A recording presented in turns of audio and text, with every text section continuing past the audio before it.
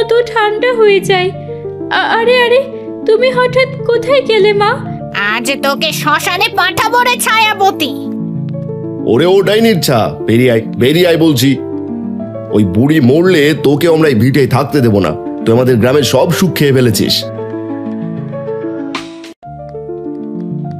যেদিনে তোর বিপদ বড় হবে সেদিন এই লকেটটা ভেঙে ফেলিস। মা মা, তুমি আমাকে শান্তি দাও, আজ এই শয়তানদের বিনাশ হোক। ওতে এত আগুনের গোলা কেন? যাচ্ছে, আমার পা ভেঙে গেল রে। ওরে বাবারে, ওরে বাবারে, সত্যিকারে শাকচুন্নি এসেছে এখানে।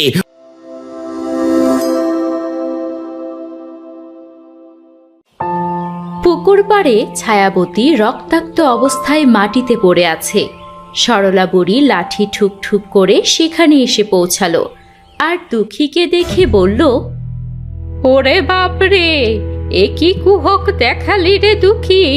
তুই এ কি বিভৎস কঙ্কালসার পিশাচির কোলে মাথা রেখে শুয়ে আছিস? সরে আয় দুঃখী, ও তোকে জ্যান্ত গিলে খাবে তো। না দাদি, তুমি তাকে পিশাচি বলো না। আজ আমার এই পিশাচি মা না থাকলে ওই শয়তান তান্ত্রিক আমার হাড়গুলো চিবিয়ে খেত। সে পিশাচি হতে পারে, কিন্তু তার কলিজায় আমার জন্য অনেক দয়া আছে দাদি। দয়া? কি বলছিস তুই দুঃখী? শাকচুন্নির মনে কখনো দয়া থাকে? তুই কি ভুলে গেছিস দুঃখী? এরা মানুষের শত্রু, এরা শ্মশানের পচা মাংস খেয়ে বেঁচে থাকে। এরা মানুষের শত্রু হলে দাদি, তাহলে গ্রামের মানুষ কেন আমায় পাথর মারে বলো? তারা তো মানুষ, মানুষ হয়ে কেন তারা সব সময় আমায় ডাইনি বলে? আরে পিশাচি মাই আমার জন্য নিজের বুক পেতে দিয়েছে দাদি। বুড়িমা, ওকে আর কিছু বলো না। 10 বছর আগে এই শ্মশানে ওকে যখন কুড়িয়ে পেয়েছিলাম আমি, তখন থেকেই ও আমার জান, সেটা তুমি জানো। ওর মা ডাক শোনার জন্যই আমার এতদিনের অপেক্ষা, চোখের পানি। অবশেষে আমার সেই স্বপ্ন পূরণ হলো আজ। বুঝেছিস? এ কি, তুই কাঁদছিস ছায়াপতি? আমি তো এমনি বলছিলাম, যাতে ও তোকে দেখে ভয় না পায়। পিশাচির চোখেও কি মানুষের মতো জল মানায় বল? ও আমার অন্ধকার জীবনের একমাত্র প্রদীপ বুড়িমা। ওকে মানুষের ছোঁয়ায় বড় করেছো তুমি। হ্যাঁ রে, মানুষ যেখানে নিষ্ঠুর সেখানে এক শাকচুন্নি মায়ের সর্বোচ্চ মায়া দেখিয়েছে। তুই পিশাচি হলেও তোর মায়া মানুষের চেয়েও খাঁটি রে ছায়াবতী। দাদি, তুমি কি তাহলে মেনে নিলে সে আমার মা? হ্যাঁ রে বুবু, এই ছায়াবতী তোর জীবন রক্ষাকারী মা। তোর রক্ষক এই শ্মশান, আর তোর ঘর আমার কুঁড়ে ঘর। তখন থেকে দুঃখী তার পিশাচি মা ছায়াবতীর সাথে নিয়মিতই দেখা করে। এভাবেই অনেক বছর কেটে যায়। দুঃখী এখন 16 বছরের পূর্ণ যুবতী। অন্ধকার পূর্ণিমা রাতে সে বটগাছের মগডালে তার পিশাচি মায়ের সাথে বসে আছে।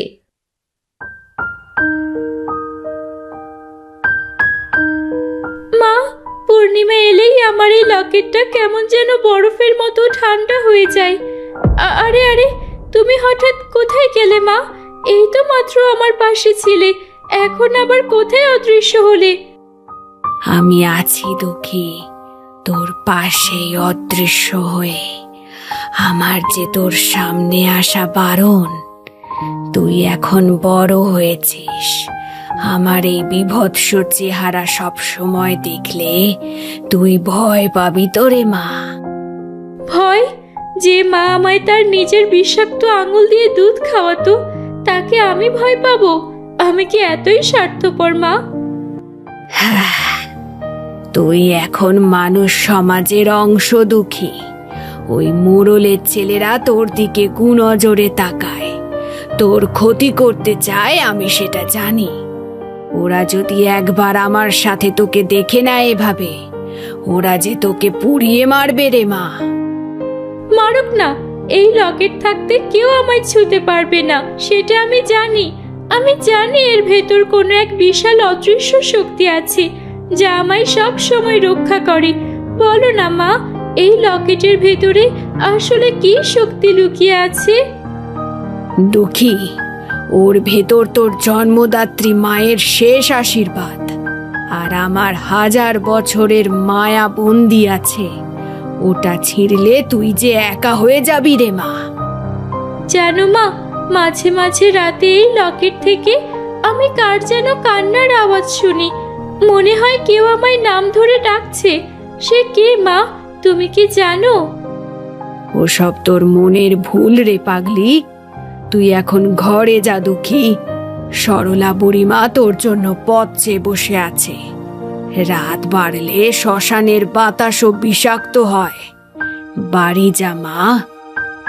আমি কোনো সাধারণ মেয়ে হতে চাই না মা। আমি ওই পাষণ্ডদের বুঝিয়ে দিতে চাই যে এক পিশাচের কন্যাও কতটা তেজস্বিনী হতে পারে। তোর রক্তে যে আদিম আগুন আছে দুঃখী, তা একদিন আগ্নেয়গিরি হয়ে ফাটবে। সেদিন আমি তোকে রুখতে পারবো না। এখন বাড়ি যা মা। সরলা বুড়িমা হয়তো তোর জন্য অপেক্ষা করছে। এরপর দুঃখী বাড়ি চলে যায়। এভাবে আরো বেশ কিছুদিন কেটে যায়। হঠাৎই সরলা বুড়ি খুবই অসুস্থ হয়ে পড়ে। সরলা বুড়ি এখন মৃত্যুশয্যায়। তখন ঘরের বাইরে গ্রামের মানুষের রাগান্বিত কণ্ঠস্বর শোনা যাচ্ছে। ওরে ও ডাইনির ছা, বেরিয়ে আয় বলছি। ওই বুড়ি মরলে তোকে আমরা এই ভিটে থাকতে দেবো না। তুই আমাদের গ্রামের সব সুখ খেয়ে ফেলেছিস। বুবু রে, আমার সময় শেষ। তুই একা হয়ে যাবি রে বুবু। এই নর পশুরা তোকে ছিঁড়ে খাবে। তুই চলে যা বুবু। দাদি, তুমি এসব কি বলছো? তুমি না থাকলে আমি কার কাছে গিয়ে দাঁড়াবো? আমার ছায়াবতী মায়ের কাছে তো আমি থাকতে পারবো না। সে তো এক অদৃশ্য আত্মা। আমি জানি। শোন দুঃখী, তোর গলার লকেটটা কোনো সাধারণ গয়না নয় রে বুবু। যেদিন তোর বিপদ বড় হবে সেদিন এই লকেটটা ভেঙে ফেলিস। এর ভেতর থেকে যে শক্তি বের হবে সেই তোকে পথ দেখাবে। লকেট ভাঙলে তো মা বলেছিল আমার বিপদ হবে। তাহলে তুমি কেন ভাঙতে বলছো দাদি? তোর ছায়াবতী মা তোকে মায়া দিয়ে আগলে রেখেছে, কিন্তু মায়াও মাঝে মাঝে দুর্বলতা হয়ে ওঠে। তোর জন্মদাত্রী মাও তোকে শক্তি দিয়ে গেছে, সেটাও আমি জানি। মনে রাখিস, তুই অজেয় একটা মেয়ে। কিরে ডাইনির বাচ্চা, তুই ঘর থেকে বের হচ্ছিস না কেন? এই আগুন লাগিয়ে দে। এই অলক্ষীর ঘর পুড়িয়ে দিলে আমাদের গ্রাম শান্ত হবে। তোর ভয় নেই বুবু। তোর শরীরে এক শাকচুন্নির তেজ আর এক অভাগা মায়ের আশীর্বাদ মিশে আছে। আমার সময় শেষ রে বুবু, আমি চললাম। এসব কথা বলতে বলতেই সরলা বুড়ি দুনিয়ার মায়া ত্যাগ করে পরপারে চলে গেল। আর দুঃখী তার দাদির মৃত্যুতে কাঁদতে শুরু করলো। দাদি, দাদি, কথা বলো দাদি। আমাকে একা ফেলে যেও না। ওরে পাষণ্ডরা, তোদের অভিশাপ দিচ্ছি আমি। তোদের ধ্বংস হবে। তোদের জন্য আমার দাদিকে হাসপাতালে নিতে পারলাম না। দেখ দেখ, ওই ডাইনি অভিশাপ দিচ্ছে আমাদের। ধর ওকে, আজকে এই ঘরে ওকে শেষ করবো আমরা। সব শেষ করে দে। কোনো ডাইনির বংশ রাখা যাবে না এই মহল্লায়। আগুন লাগা ঘরে। মা, তুমি কোথায়? দেখো, এরা কি বলছে আমায়। আমি আর সহ্য করতে পারছি না যে। কি করবি তুই? কি করবি? তোর মরা মা আকাশ থেকে নেমে আসলেও আজ তোকে বাঁচাতে পারবে না। খবরদার মোড়ল, এক পা এগোলে তোর ঘাড় মোটকে তোর রক্ত দিয়ে আমি হোলি খেলবো। কে কে কে কথা বললো এখানে? এ তো মানুষের গলা নয়। সবাই পালাও, এখানে ভূত আছে নিশ্চয়ই। তোরা কেউ এখান থেকে পালাতে পারবি না। আজ তোদের রক্ত দিয়ে আমি এই ভিটে পবিত্র করব। দুঃখী, তুই ঘর থেকে বের হয়ে আয় মা।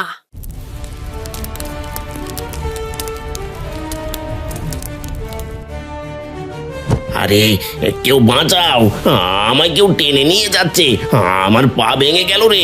ওরে বাবারে, ওরে বাবারে, সত্যিকারে শাকচুন্নি এসেছে এখানে। ওরে বাবারে,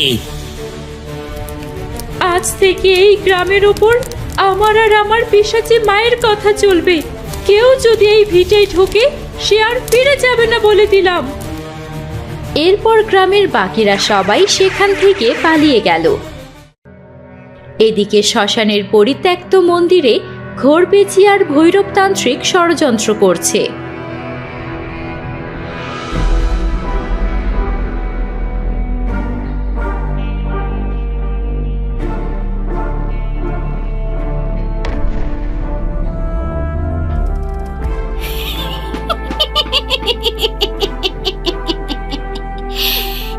দেখলে ভৈরব, ওই মেয়ের তেজ এখনো আগুনের মতো। ছায়াবতী তাকে অদৃশ্য থেকে রক্ষা করছে। আমার ডাইনি বিদ্যাও যে কাজ করছে না ওর উপর। চিন্তা করিস না ঘোরপেঁচি, শক্তি দিয়ে ওকে হারানো যাবে না ঘোরপেঁচি। ওকে হারাতে হবে মায়া দিয়ে। মায়া? ও তো পিশাচির মেয়ে, ওর মনে মায়া কোথায় পেলে তুমি? ও মানুষ রে ঘোরপেঁচি, ওর মনে ওর জন্মদাত্রী মায়ের জন্য হাহাকার আছে। আমি সেই হাহাকারকেই কাজে লাগাবো। কি করবে তুমি আমাকে বলো। আমি শুধু ওই ছায়াবতীকে চরম শিক্ষা দিতে চাই। ও আমার সাথে যা করেছে আমি সেটা মেনে নিতে পারছি না। শোন তাহলে, আমি সাধু সেজে ওর কাছে যাব। ওকে বলবো যে ওর আসল মা বেঁচে আছে এবং ওর লকেটে বন্দি হয়ে কষ্ট পাচ্ছে। ও তখন নিজে এই লকেটটা ছিঁড়বে আর তখন ওর সমস্ত শক্তি বিলুপ্ত হয়ে যাবে।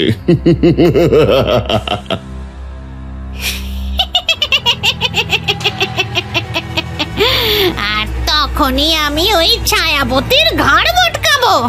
কি মজা হবে! ছায়াবতী তখন রক্ত বমি করে মরবে।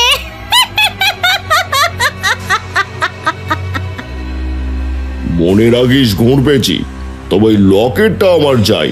ওতে প্রাচীন শ্মশানের সিদ্ধি লুকোনো আছে। ওটা পেলে আমি অমর হয়ে যাব। অমর? সেটা তুমি হও। আমার শুধু ওই মেয়ের কলিজা আর ছায়াবতীর মৃতদেহটা চাই। কত বছর ধরে যে আমি এই দিনটার জন্য অপেক্ষা করেছি। ঠিক আছে, কাল সকালে এই মায়ার জাল পাতা হবে। কালকের সূর্যাস্তই হবে ছায়াবতীর জীবনের শেষ সূর্যাস্ত। পরদিন দুঃখী বনের পুকুর পাড়ে বসে কাঁদছিল তার দাদির জন্য। ভৈরবতান্ত্রিক সাধুর বেশে তার সামনে আবির্ভূত হয়। মা দুঃখী, তুই কেন কাঁদছিস মা? এই বয়সে তো হাহাকার কেন তোর চোখে? আপনি কে বাবা? আমায় কিভাবে চেনেন? আপনি কি মোড়লের পাঠানো কেউ? না রে মা, আমি তো তোর হিতাকাঙ্ক্ষী। তুই কি জানিস তোর গলার এই লকেটটা কেন দপদপ করে জ্বলে? না বাবা, আমার মা বলে এর ভেতর আমার সুরক্ষা আছে। আপনি কি কিছু জানেন? ভুল বলে তোর মা। সুরক্ষার নামে তোকে বন্দি করে রাখা হয়েছে ওই ডাইনির কাছে। এই লকেটের ভেতর তোর জন্মদাত্রী মায়ের আত্মা বন্দি হয়ে যন্ত্রণায় চিৎকার করছে, আর সে কাজও করছে ওই ডাইনি। কি বলছেন বাবা? আমার মায়ের আত্মা? কিন্তু ছায়াবতী মা তো বলে এই লকেট আমার জন্মদাত্রী মায়ের আশীর্বাদ। পিশাচিরা কি কখনো সত্যি বলে? ও চায় তুই সারা জীবন ওর গোলাম হয়ে থাক। ওটা খুললেই তোর মা মুক্তি পাবে এবং তুই সাধারণ মানুষের মতো সুখী হতে পারবি। এজন্য এটা তোকে খুলতে দেয় না ও। কিন্তু দাদি তো বলেছিল বিপদ বড় হলে এটা ভাঙতে। আমি কি এখনই ভাঙবো এটাকে? না না, ওটা ভাঙা যাবে না। ওটা তুই শুধু খুলে ফেল, আমার হাতে দে। বাকিটা আমি দেখে নেব।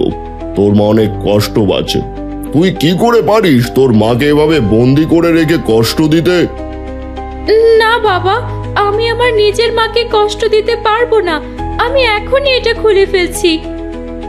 এরপর দুঃখী যখন লকেটটি ছিঁড়তে যাচ্ছিল, ছায়াবতী ঝড়ের বেগে সেখানে চলে আসে। খবরদার দুঃখী, হাত সরা ওখান থেকে। এই শয়তান তোকে ধোকা দিচ্ছে। ও তোর মাকে মুক্তি দেবে না, ও তোকে বলি দেবে। ওই লকেটটা নিয়ে অমর হতে চায়। অনেক দেরি হয়ে গেছে পিশাচি, দুকে এখন সত্য জেনে গেছে। দূরে সরে দাঁড়া বলছি। তখন সেখানে ঘোর পেঁচিও চলে আসে।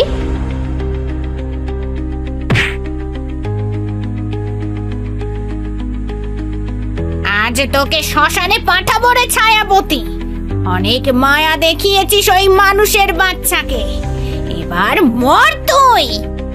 মা, তোমরা সবাই এই সামান্য লকেটের জন্য লড়াই করছো কেন? তান্ত্রিক বাবা তো বলছে আমার আসল মায়ের আত্মা বন্দি এই লকেটে। আমি কার কথা শুনবো এখন? দুঃখী, বিশ্বাস করিস না ওকে। ও তোর মায়ের খুনি। ওই লকেটটা তোকে শক্তি দেয়। ওটা ছিঁড়লে তুই যে শেষ হয়ে যাবি রে মা। ওরে ডাইনি, তোর কথা কেউ শুনবে না এখন। দুকি দুকি খোল ওটা। আমি আর কারো কথা শুনতে চাই না। যদি এই পাথরের লকেটে সত্যিই কোনো অভিশাপ থাকে, তবে তার শেষ আজই হোক। এই বলে দুঃখী লকেটটি সজোরে ছিঁড়ে ফেলে। লকেটের ভেতর থেকে এক তীব্র নীল অগ্নিকুণ্ড বিচ্ছুরিত হয়।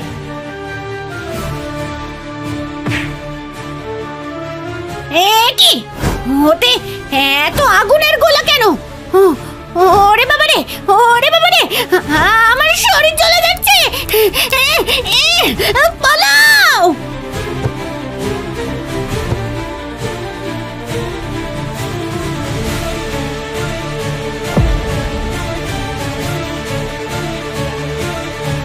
এ কিসের মায়া? এ তো কোনো শক্তি নয়, এ তো সাক্ষাৎ দেবীর রুদ্র মূর্তি। বাঁচাও, বাঁচাও আমায়। মা, মা, তুমি আমাকে শান্তি দাও। আজ এই শয়তানদের বিনাশ হোক। মুহূর্তেই সেই রুদ্রমূর্তি ঘোর পেঁচিয়েও তান্ত্রিককে শেষ করে দিল আর অদৃশ্য হয়ে গেল। দুঃখী, তুই তুই তো আমাকে রক্ষা করলি মা। তোর রক্তে তো আসলেই দেবীর তেজ ছিল। আমি বুঝেছি আজ।